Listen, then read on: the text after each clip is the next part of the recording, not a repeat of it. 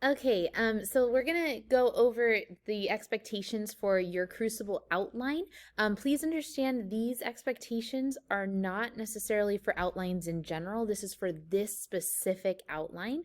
There are some differences with this outline because I'm not actually going to have you write the essay. So while most outlines you would not have complete sentences, this one I actually do want some complete sentences from you because I'm not gonna actually see those complete sentences in your actual essay because you're not going to write the actual essay. So please understand that what I'm talking about doesn't go for all outlines. Okay, this is just for this outline in particular. Some of the formatting is the same no matter what outline you're doing, and some of the ideas are the same, but please understand this is a special one. Okay, so these rules don't always apply. So normally an outline, the purpose of it is to help you plan out what you're going to write in your essays. Or essay, excuse me. And again, this is one of the best ways to do that is to actually outline your ideas and organize them in a way that makes sense.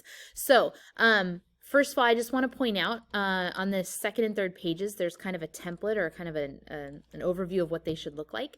Let me just remind you that your outline should be in MLA format, which means that your entire document should be 12-point font, and your entire document should be in Times New Roman font, and the entire document should be double spaced with no extra spaces between anything. I never press return twice in my outline, okay? Additionally, you should have an MLA formatted heading in the upper left-hand corner. You know what that looks like. And you should have an MLA formatted header that has a running page number, so not just the number 1, but actual page numbers, and your last name in the header section of the document. For the title of the outline, you do not need a creative title. Outlines do not require creative titles, so you can simply title it The Crucible and Today Essay Outline. Okay, make sure that it has the word outline in there because that's what it is. It's an outline. It's not an essay. It's an outline. Okay, so let's go back up to the top. The first thing you want to actually write on your outline itself is your thesis. Okay, so you're going to start by writing the word thesis with a capital T and a colon following exactly like this, and I'll show you on there in just a second. Then you're going to write out your strong, full, and complete thesis that directly answers the prompt.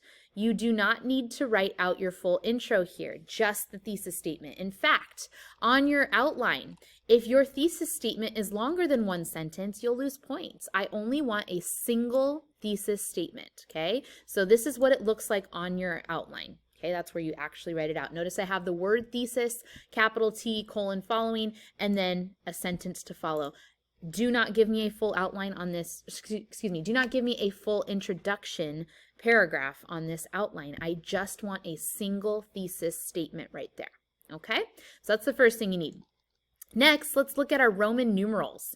Each Roman numeral, 1, 2, and 3, and that's how you write them. You use capital letters, I's, right? Capital I, double capital I, triple capital I, that's 1, 2, and 3. Each Roman numeral should represent a paragraph. Now, you're not actually going to be writing those paragraphs because you're just doing an outline here, but typically Roman numerals represent paragraphs for the most part. Okay.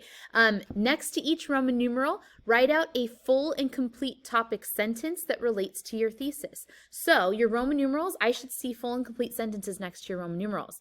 This, by the way, is where it's different from most outlines because most outlines, you do not want full and complete sentences. However, for this outline, you do. You must write in complete sentences for your Roman numerals. So underneath my thesis, I have my first Roman numeral here, and that's where I'm going to put my topic sentence for my first idea, which is one way that the Crucible connects to today. And by one way, I'm talking about one kind of general idea, okay? I'm not saying it connects because of this specific incident. It connects to an overall idea, right? That hysteria has led to the persecution of others. That's one way. Okay, that's one idea. Roman numeral 2, same thing, a topic sentence for your second idea. And again, this should be a full and complete sentence.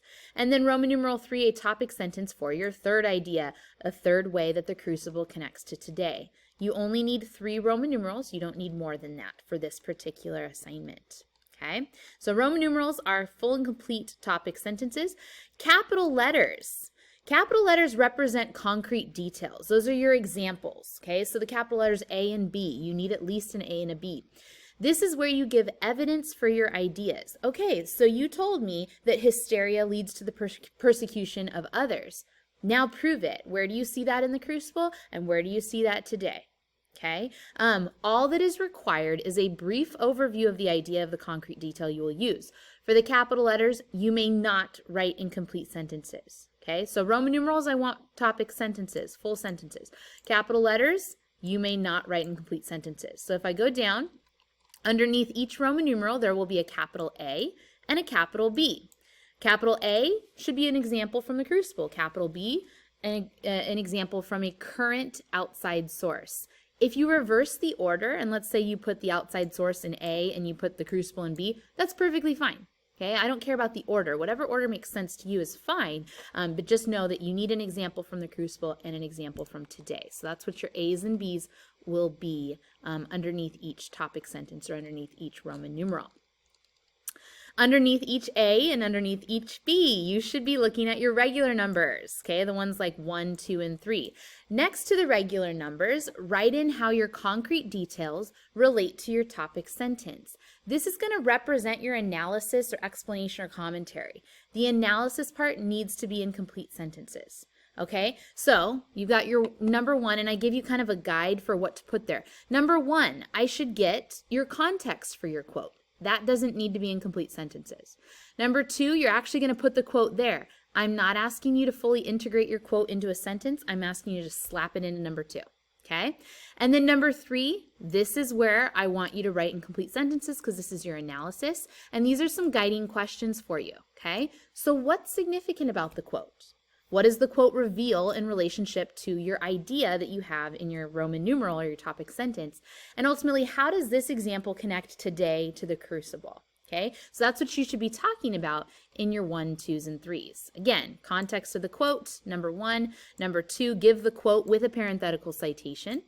And then number 3, some sentences that explain the significance of my quote in relationship to my topic sentence. Same thing for the current outside source. So there you go. And in particular, make sure to show the connection between America today and the example from the Crucible. All right, so those are your 1s, 2s, and 3s. The last thing you need on your outline is a conclusion. And please hear me when I say a conclusion sentence, not a conclusion paragraph. You're going to, just like you did with the thesis, you're going to write the word conclusion with a capital C and a colon following, just like with the thesis. Looks just like that. And then you are going to write out one full and complete sentence that offers insight on the topic. Okay, play the so what game. So I asked you to write about how the Crucible connects to today. Why does that matter? Okay, why does history matter? Why does literature matter in terms of today? Okay, so why does this impact us? Why is this significant? You do not need to write out your full conclusion, just write one sentence. In fact, if you do write more than one sentence, you will lose points because on an outline, you should not have more than one sentence for a conclusion, okay? So again, it looks just like this. Conclusion, and this is where I write out an insightful conclusion sentence, okay? Notice the last note on that first page says, it's okay if your outline spills onto a second page. In this particular outline, since I'm asking you to write some complete sentences, it probably will spill onto a second page, maybe even a third, okay? If it gets too much longer than 3 pages, then you're probably doing a little bit too much, but you can spill onto a couple more pages for this outline because, like I said, there will be complete sentences on this outline. So if you have any questions, let me know. Good luck. One thing that I did not mention in the video is to pay attention on the formatting page to how each level of outline numbering gets indented. So the first level of outline numbering is your Roman numeral. So if I type that in, it's a capital letter I, period. And again, that's where my topic sentence is going to go. If you simply press return after that, it's going to automatically give you a number 2. Right? Oh, I didn't even spell that right, but topic sentence. So then it's going to be my next topic sentence, right? But let's say I wasn't ready to write my topic sentence. Right now, I just want to work on my example. Well, the way that you get your next, your example to be an A, because that's what should come next, a capital letter A, is you click on the little indent button there. And don't press the tab, that's the one all the way on the left. You want to actually indent the whole thing, and when you do, it's going to give you a capital letter A. And so there I'm going to give my example 1. Oh, excuse me, 1. Okay. When I press return, it gives me a capital letter B, but if I want a number 1, then again, I just indent everything over and it gives me a number 1, and that's where I'm going to get my context and do all my good stuff, okay? Now, if I press return, oh no, I'm actually ready for my B. Well, I go back here and then I outdent and it gives me a B, okay? Here's the thing though. If you decide to do all of this, you decide to do all of this and you do the Harvard formatting, because I know some people like to do that, where they go up here and they do the bullets and lists Harvard. Sometimes it gets a little messed up. And so sometimes it'll give you a lowercase a instead of a capital letter A or whatever.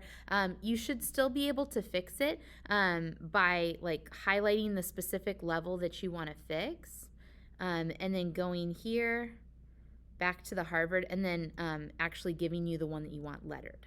Okay, so you should still be able to fix it. But again, I just want to point out that your first level kind of starts more all the way to the left. If it gets indented a little bit, that's fine, but the Roman numerals should be kind of aligned to the left. Your capital letter A should be indented from your Roman numerals, so it should not align. But notice that my A and my B are aligned. They align on the page, and then your numbers 1 should be indented even further. So notice that it all kind of indents to the right as you go down. That's the way that it should look. And again, you can either do that by simply typing in the correct letters and then using your outdent and indents, or you can format it by making sure that your bullets and lists are formatted as Harvard. Okay? Hopefully that was helpful.